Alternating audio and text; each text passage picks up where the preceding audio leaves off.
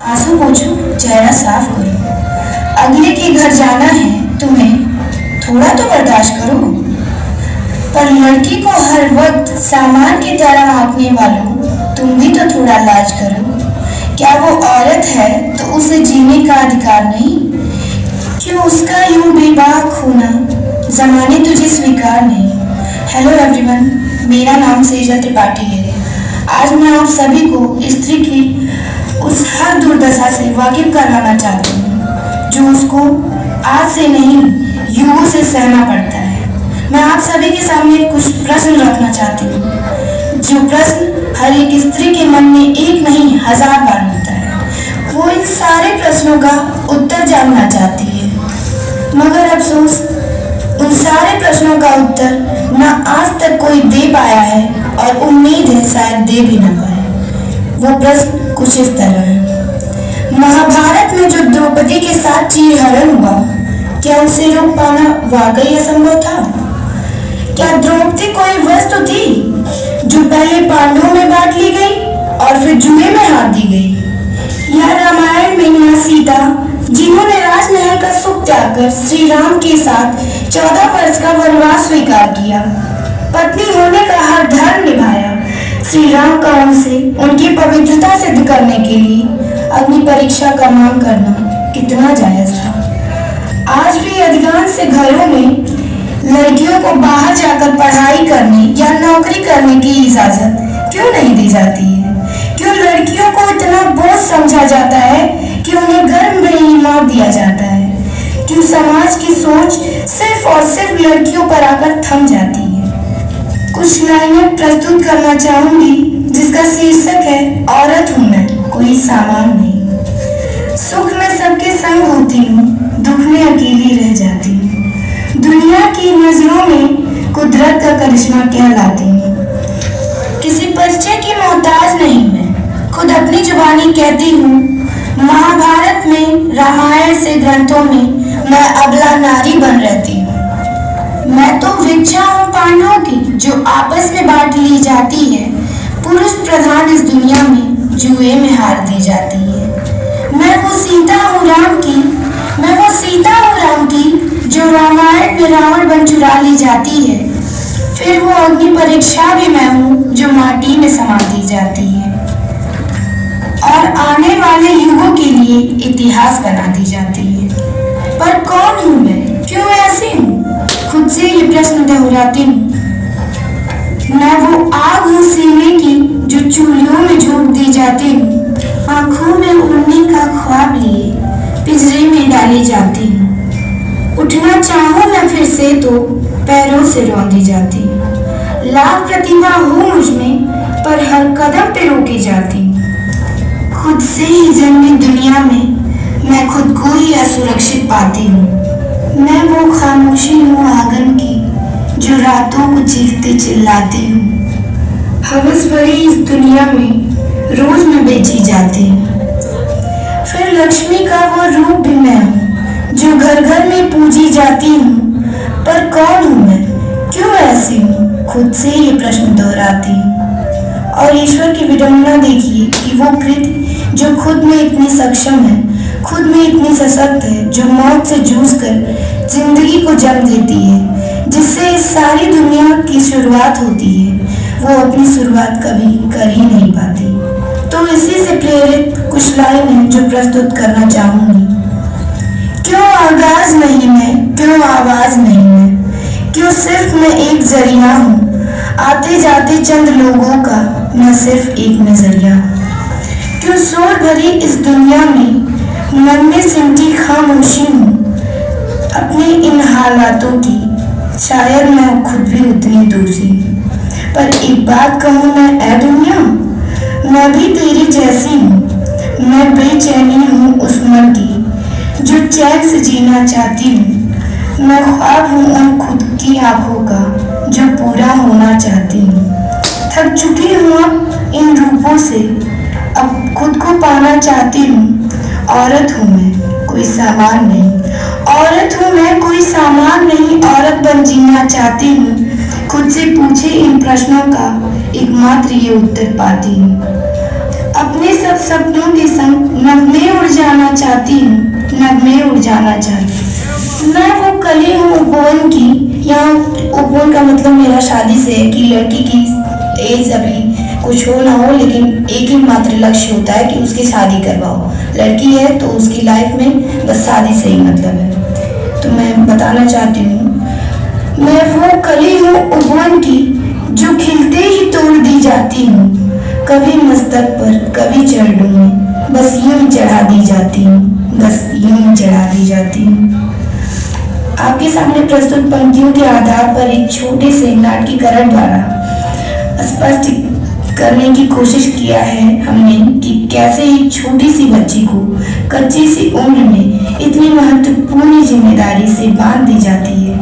उस बच्ची की हृदय की वेदना को प्रकट करता है ये हमारा प्रस्तुतिकरण। बच्चों का बहुत ही शानदार कार्यक्रम मंच से चल रहा है। धन्यवाद। पता नहीं ये कृति दीदी अब तक क्यों नहीं आई।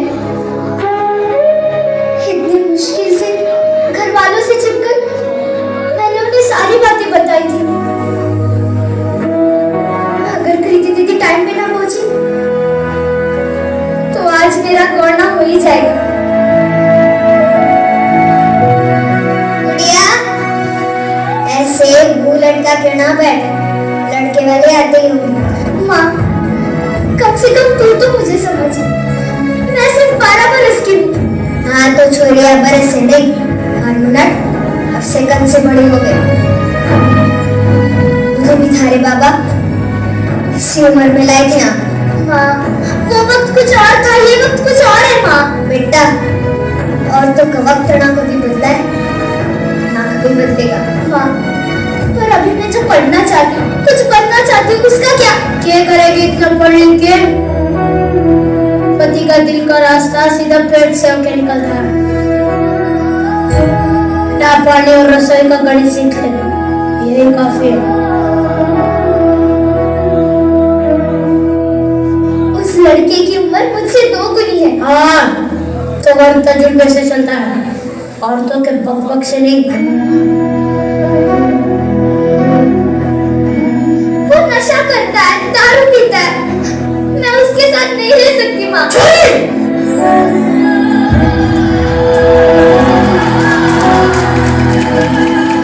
अब तू तारे मर्द को सिखाएगी कि घर कैसे चलेगा? अपनी आवाज अपनी माँ की पल्लू की तरह नीचे कर ले और ससुराल जाने के लिए तैयार हो जा।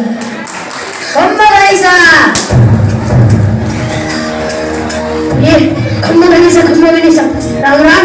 अरे पधारे। राम सिंह, सारे रस्में पूरी हो चुकी है। हम गुड़िया को लेने आए हैं। अपनी बेटी की विदाई के लिए तैयार हो जाओ। माँ, मैं नहीं जाना चाहती। राम सिंह, तारी बेटी क्या कह रही है? अब चिंता न कीजिए, नादान बेटी नादान, अभी आपके साथ विदा। नहीं जाना। रुको।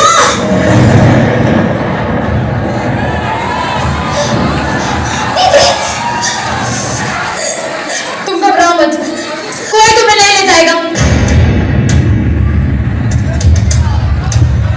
आप ये गौना नहीं करवा सकते। गुड़िया अभी बालिग नहीं हुई है, सिर्फ 12 साल की है वो अभी। और सयानी तो हो चुकी है ना, अब वो खुद चाहे तो भी यहाँ नहीं रह सकती है। ये गुड़िया का घर है, वो यहीं पर है। और है नहीं था, अब वो उसके पति के घर रहेगी। पति के घर? अजीब है ना, शादी होते ही एक लड़की अपने घर से पराई हो जाती है, और जिस घर के लिए वो पराई होती है वो घर कभी उसे अपना बना ही नहीं पाता। मैं तेरे हाथ जोड़ूं, भगवान के लिए अपने ससुराल चली जा। इसकी बात तो मेरा कमाल की बात है ना, जिस बच्ची को माँ बाप अपनी गुड़िया समझकर इतना बड़ा करते हैं, उसे दुनिया कितनी आसानी से अपना खिलौना समझ बैठती है।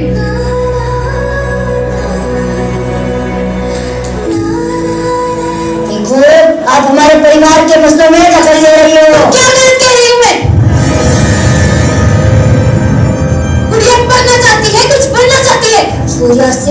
में अच्छी लगती है। और तुम्हारी जैसी सोच रखने वाले सिर्फ कॉटन में अच्छे लगते हैं।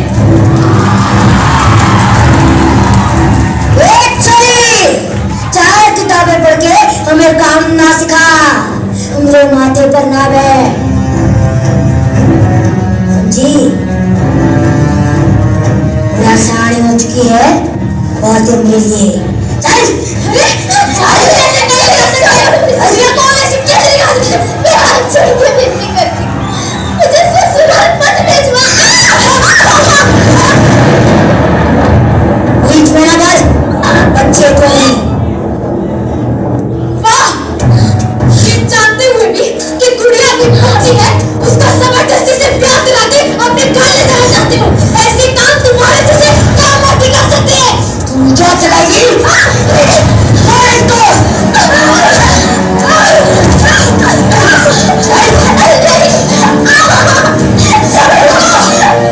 मेरे अपने गुड़िया को कोई नहीं ले जाएगा। ये रहे कोर्ट के ऑर्डर्स।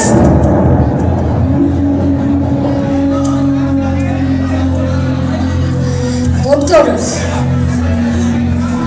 दिखाइए। बाप रे, हम तो डर गए। ये हमारा गाँव है, यहाँ पे हमारा कानून चलता है, समझी? चल। बंद करो ये नाटक। डॉक्टर प्रीतिया ठीक तो है? जी। तने पता है ना, बाल विवाह एक कानूनन अपराध है और इसकी सजा जरूर होगी। चल।